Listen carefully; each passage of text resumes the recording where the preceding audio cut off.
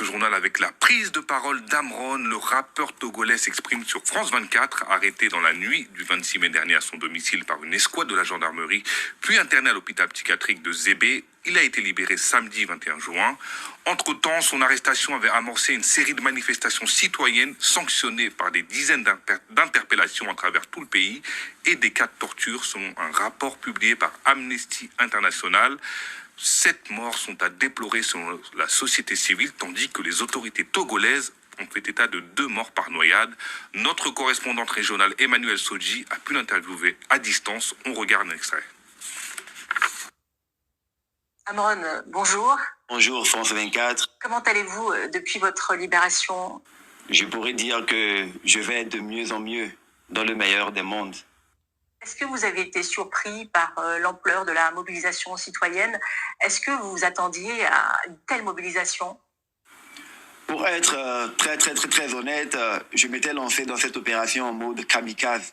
Je savais peut-être que le fait d'avoir été la voix des sans-voix, parce que ce que je disais n'était pas quelque chose qui était nouveau dans notre pays. Beaucoup de personnes le pensaient, mais les gens n'avaient pas le courage de le faire.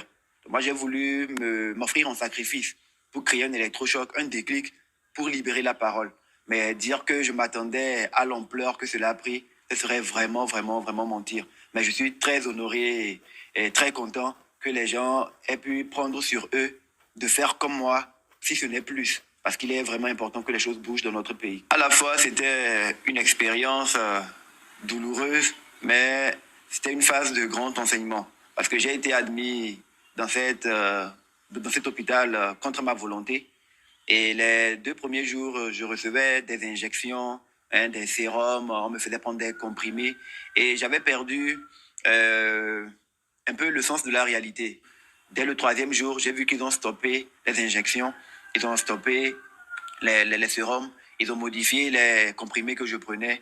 Et à partir de ce moment, les traitements ont commencé à être un peu plus soft. Oui, je peux dire que j'étais libre en partie, mais en même temps, non. On m'a dit que ma fille, après mon interpellation, avait eu à faire une vidéo où elle a aussi agressé ou insulté le chef de l'État et qu'elle risquait d'être gardée dans une brigade pour mineurs.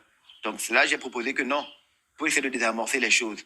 Je suis prêt à faire une vidéo pour présenter mes excuses au président du conseil pour les insultes, pas pour les dénonciations que j'ai à faire. J'ai demandé à faire la vidéo, mais auparavant, j'ai demandé que je puisse être libéré, que je puisse rentrer chez moi, essayer de faire des démarches pour apaiser les choses, pour ne pas qu'il y ait des violences, comme on me disait que j'étais responsable de ce qui pourrait arriver. Aujourd'hui, plus que jamais, après mon interpellation, après les événements du 6 juin, après les événements du 26, 27, 28 juin, et après tout ce qui a eu à se faire en ce qui concerne les violations des droits humains, je ne peux et je ne saurais garder le silence.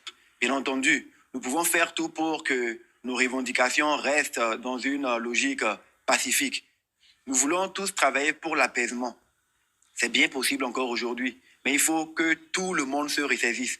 On ne peut pas violer le droit humain. On ne peut pas empêcher les gens qui veulent manifester pacifiquement leurs droits, manifester leur mécontentement, exiger que leur souveraineté soit respectée et leur demander de se taire éternellement en opposant la violence. Si moi, mes lois ont été bafouées et que j'ai la possibilité de les réclamer pour pouvoir faire en sorte que plus jamais les citoyens innocents qui veulent manifester leur volonté ne soient bafoués, s'il faut enclencher des procédures judiciaires, je vais le faire pour que ceux qui ont été par ma suite torturés puissent aussi avoir gain de cause. Je tiens à le préciser et à le dire clairement. Ce n'est pas le président du conseil qui a donné l'ordre que je sois interpellé. Ce n'est pas le président du conseil qui a donné l'ordre que je sois torturé. Ce sont des ailés. On ne peut pas être dépositaire du pouvoir public, être censé être un rempart pour les faibles et se servir de son pouvoir pour brimer les faibles en disant « on va le faire et rien ne se passera ». Merci Amron pour cette interview.